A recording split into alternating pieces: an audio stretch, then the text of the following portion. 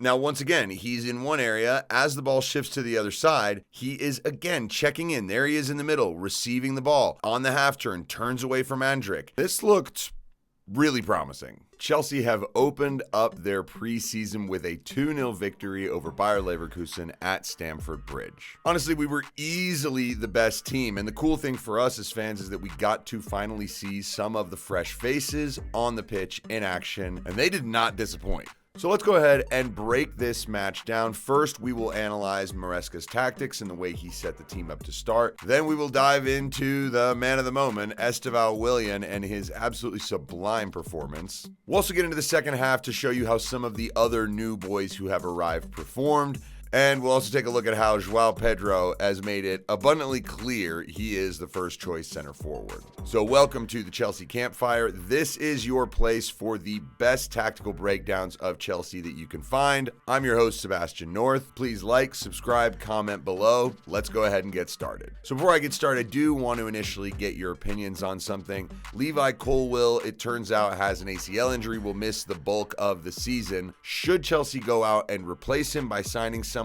If so, who? In this game, it was Trevoh Chalobah who took his place, and then Josh Acheampong actually played the left center back position in the second half. Both did fine, but are they adequate replacements for Levi Colwill? So let me know what you think below. Without further ado, let's get to Chelsea beating Bayer Leverkusen 2-0. All right, so we start with Maresca's tactics. Now, he set the team up in sort of a 4-1-2-3, and his formations do change a lot, and it has to do with the personnel that is on the pitch. One of the things that we saw a lot last season was inverting fullbacks. So either Malo Gusto coming in midfield or Reece James, or in this case, it was Marc Cucurella. So you can see Cucurella right there in the middle of the park. As Josh Acheampong has it, Cucurella wants to get involved, checks in, receives, touches the ball off. And the whole idea is, can we open space up for either Andre Santos in the left area there or for Cole Palmer? And you can see immediately Cucurella takes a look over his shoulder to see if that space has been created. Now there's nothing right there. 5 Leverkusen players really tight. So the ball goes out to Chalobah, who then plays it wide. Cucurella kept his run going, and that forced Andrić to basically follow him. And now he has to make a choice. Either leave Cucurella to go, try and cut off Cole Palmer, or stop the ball going inside to Moises Caicedo. But he can't do all three. And in this scenario, Bayer Leverkusen were able to get tight and cut Chelsea off. But that is really what Chelsea wanted to do. Now, as the ball gets whipped around here, you can see Andre Santos now has space to get himself a little bit wider. And as he does, he once again drags a couple players with him. And this is where Cole Palmer opens up. Gusto doesn't have the pass through to him. He gives it to Acheampong. Now Palmer's checking in. The ball gets played into his feet, and this is very clever. He is completely half-turned by the time he gets the ball, and this makes it look like he is maybe going to drop it to Moises Caicedo. The defender bites, Palmer realizes it, swivels, and now he is on the run. And the first thing he does as he penetrates is find Estevao Willian. This was a great sign of things to come. So once again, we have Cucurella getting in the midfield. Now you would think to yourself, well, if he's out on the left side, he would have a whole lot more space. Yes, but he's dragging people with him. This is a major part of why he's in there. And you'll see a clear example of this right here. As his ball goes to Chalobah, Caicedo's already running inside. There's a need to vacate Robert Andrić, and that's exactly what Cucurella does. He takes a look over his shoulder, sees Andrić, and just runs into a space where he's not going to get the ball. But that leaves Caicedo wide open. Now this ball is quickly played by Caicedo into the run at the lap. He does well to sort of step over it, but the defender gets there first. But another example of Cucurella doing this job so well. So as the ball comes here to Chalobah, Cucurella checks in, but he doesn't get out wide again. What he's actually doing is trying to draw Andrić with him, and he does. And Cucurella has no interest in actually getting this ball. He opens up a gap. Palmer slides right into that space. In comes the split. He's on the half turn, and immediately, I mean, look at this ball, curls it out wide into Estevao Willian, who can now get running. And this was his first real opportunity. Drives into the box, cuts it back, gets a shot. It is headed and blocked and falls to Tyrique George. But this was a great start to show you just how Palmer was operating in the 10 position, how Cucurella was opening up space for him, and how Tyrique George and Estevao Willian were staying really high and wide. But obviously, there was a fantastic performance brewing at this point, and it was our man Estevao. Look, I said this kid needed time to adapt. Yeah, I don't know how much time he's going to need. First of all, Palmer operating in the 10, just going wherever he wanted to receive the ball. And then the delivery switches it right into the run of Estevao, and now he can do his thing. Drive down the line and try to create chances. Here he crosses the ball, and it's Cucurella in the middle who volleys, and this one easily could have been in, but it is blocked by Liam Delap, unfortunately, right on the line.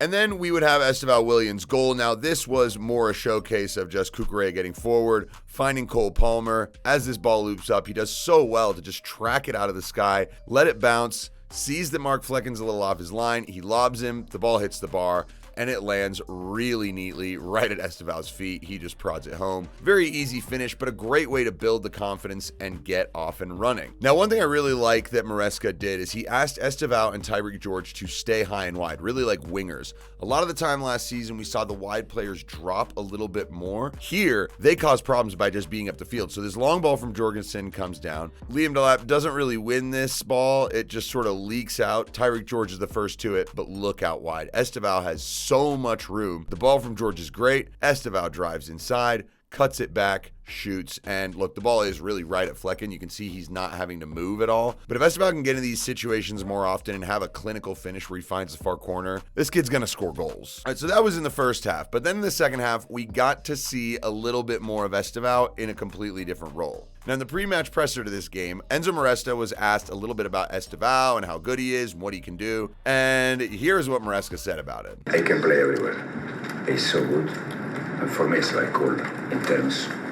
careful, it's like cool in terms of position. He can play outside, he can play inside, he can play everywhere. In our 5 attacking position, for me, he can play everywhere. Yeah, he can play anywhere. And in the second half, he was deployed as a 10 and looked really good. So your corner kick was taken short. The ball goes back to Essugo. It comes back out wide to Neto, into Estevao. He gets away from 2 defenders, gets the ball off his foot. And as it comes to Gusto, he immediately starts his run here. And this is a great run just right off the back. Gusto with a fantastic ball. Estevao watches it go over his shoulder, tries to volley it across. It goes out of bounds. But the movement, the ability to get out of tight spaces, the quality, you gotta love what you're seeing from this kid so far. Then we have this fantastic little exchange between him and his Brazilian compatriot Andre Santos. Malagusto looking up, trying to find an option, ends up going out to Pedro Neto. He looks inside and plays the ball into the feet of Andre Santos. But they must have had a little communication here. I'd imagine Estevao told him to let the ball run because Santos just lets it go. The 2 Leverkusen defenders are completely bamboozled by this, and Estevao runs away with the ball. He plays it out wide to Tyrique George, and his shot is miles over the bar. That'd be the last we really saw of him. And then one final clip where the kid is starting to really look like Cole Palmer. So I have to mention this is also the first major contribution from Joao Hato. So the ball gets played down here. He does fantastically well to save with his defender, wins the ball, and now a counterattack can be launched. It gets immediately played forward to Estevao, and look at this. I mean, takes a few touches forward, drives, looks out wide, and clips a fantastic switch right to Neto. Now the Chelsea break is on. But then we really got to see more from the new boys, and these guys had an impact. Joao Hato, Dario Essugo, and Jamie Gittens. Joao Hato, here he is, inverting into midfield just like Mark Cucurella was. And this is him showcasing his ability to control the ball in tight spaces, receives it on the half turn, has 2 players with him, sidesteps one and another, gets the ball out wide to Pedro Neto, and Chelsea can advance. Neto gets the byline, crosses it. It's actually a very good ball, and you would have really liked to see Liam Delap stretch or get something on that because that is in the 6-yard box. That should be his bread and butter. Again, I'll get to Liam Delap in a minute. But Hato looked fantastic. Here, once again, we have in the build-out, the ball goes to Acheampong. Hato was inside, being marked by Andrić. He realizes there's space in the wide area. I'm going to make the move. And as the ball comes to him, the Bayer Leverkusen right back bites, tries to win it. Hato helps it on, and it's to the feet of Gittens. And he absolutely roasts the first defender he goes by. Does excellently well to get his foot on the ball before the tackle can come in, and gets it to Estevao. Drags his shot pretty far wide. Again, you'd like to see him be more clinical in that situation. And then more, just excellent play all around by the new boys. Here, the ball comes out to Reece James. This time it's Andre Santos who goes into that half channel, gets it, turns, does a very good job to get it off his feet before he gets fouled. In it goes to Neto. He swings it inside, and have a look at this. I mean, the ball right into Estevao. He brings it down. Hato's running with him. They have a very good understanding. He just lays it off for him. Hato wastes no time to get it to Gittens, and now Gittens can go. And here he just takes on 2 of them very easily, gets his shot off. It is blocked. And then we got to talk about Dario Essugo, because when he came on, he actually had a couple fouls early. He was barely seeing the ball. I wanted to see something from him. And here, this Bayer Leverkusen defender just takes on, runs through the midfield, and this is what you need to see. This kind of a tackle. Get in there, clean up, protect your back line. That's a very Caicedo-like tackle. Obviously, Essugo is nowhere near the player Caicedo is just yet, but this is what we want to see from a defensive midfielder. Then here's another one, turning defense into attack. As Bayer Leverkusen stretches the ball out wide, it gets played inside, right into Boniface. He misses his touch, Essugo's right on it, and does very well to actually skip away from him, run forward, and create an attack. He threads the ball through to Pedro Neto, who cuts back inside and almost scores, but really, he didn't have much of an angle to find the near post. Flecken's able to get down and stop it from going in. And here we have one more exchange, which is going to introduce us to the next person we're going to talk about. Joao Pedro, standing right in the middle of the center circle. And again, this is great because it showcases a lot of the different guys. So Hato gives the ball to Dario Essugo, he gives it back and sort of drifts a little bit. Now, as Tosin looks forward, he sees Joao Pedro in the middle, plays it to him. Pedro does a brilliant job of just laying it off. Essugo, one touch out wide to Gittens, and he can once again penetrate and attack. And I mean, this guy is going to be so exciting. He is so good 1v1, strong, agile, gets away from 2 or 3 guys, sets up Hato here. His shot, yeah, not very good. But Joao Pedro's impact was excellent. And it's important to note the difference between him and Liam Delap here. So if we go to FotMob and take a look at some of the stats, we can take a look at Liam Delap here. He played 64 minutes, got 2 shots. Both of his chances were considered big chances missed. He had 4 accurate passes out of 6. There was 1 aerial duel he had that he did not win. 13 touches overall, and he had 5 touches in the opposition box. So in just 27 minutes, Joao Pedro obviously scored a goal. He had 2 shots, the same as Liam Delap, but he had 11 of 12 accurate passes. He had double the passes Liam Delap had. He played almost a third of the time. Both of his shots were on target. He had 19 touches overall, only 1 in the opposition box, which was his goal. Overall, Joao Pedro was way more involved, and it is the reason why Chelsea scored a second goal, and actually why when he was on the pitch, everything seemed to click together much better than when Delap was out there. So first we can see Joao Pedro creating a chance on his own. Leverkusen have the ball after Chelsea get it cut out. Chelsea do a good job of counter-pressing, winning it, and now Essugo brings it down, plays it to Joao Pedro, and he just creates a chance on his own. Just kind of bypasses everyone, runs around, shoots with his left foot on target from outside of the 18. So we already saw in one of these situations Gittens had out wide, Joao Pedro dropped in to receive the ball, and he does that a lot. Here he is again. Joao Pedro gets it, drops it off, comes into a space and wants it back. He's a little annoyed he doesn't get it. So what does he do? He moves, starts to go across. Can he find the ball over here? Anselmino plays it into Essugo. Essugo once again has to go the other way. Now, Reece James plays the ball out wide here to Antwi, who kind of messes up a little bit, takes a big heavy touch, is able to get a little bit of a tackle in. The ball squirts out between him and 2 players, and there's Joao Pedro. He was always motoring around looking for a way that he could get the ball. And once he gets it, this is excellent from him. Touches the ball out wide,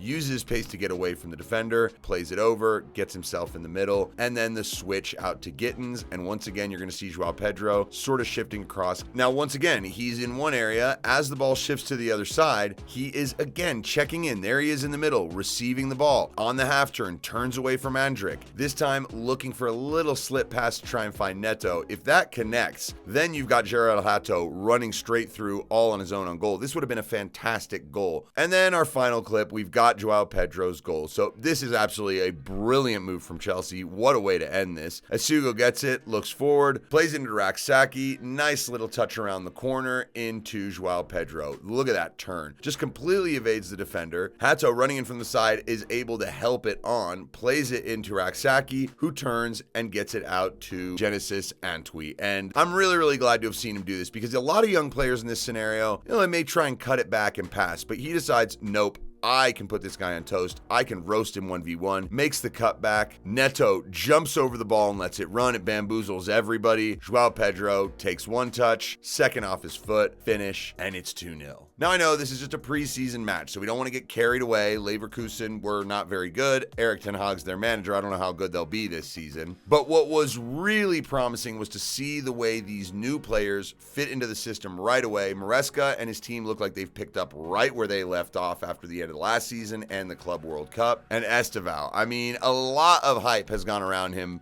but he clearly is going to make a difference for the team this season. We will see this team again on Sunday when they play against AC Milan. I actually do expect that match to be a slightly sterner test, so it'll be really interesting to see how Maresca sets the team up in that game, what they decide to do, who starts. But overall, this was a fantastic way to get things going. So I hope you enjoyed this tactical breakdown. Please subscribe if you want to see more videos like this. I will try to produce one for every Chelsea match this season. I also will do everything I can to keep you all updated on what I think of new club news. Who knows, maybe Garnacho will have signed by the time they play AC Milan on Sunday and we could get to see him. But I am very excited for what this season holds. We're back in the Champions League, and honestly, with a team that is clicking and Cole Palmer not completely responsible for all goals and assists, we really look pretty good. So I'm very excited. Hopefully we can make a title charge. Thanks for stopping by. This is the Chelsea Campfire. I'm Sebastian North. Take it easy.